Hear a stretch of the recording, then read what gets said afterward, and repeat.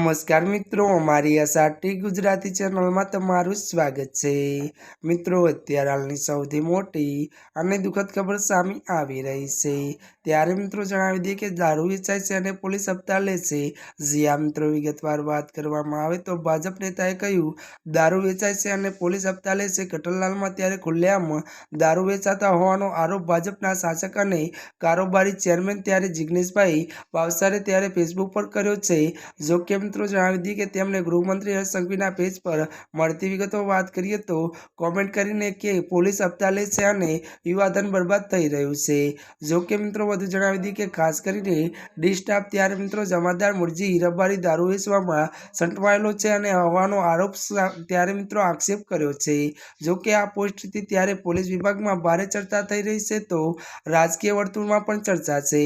ત્યારે મિત્રો આજના માટે આટલું જ। અમારી ચેનલમાં નવા હોય તો અમારી ચેનલને મિત્રો તમે લાઈક, શેર અને સબસ્ક્રાઈબ કરી દેજો। ધન્યવાદ।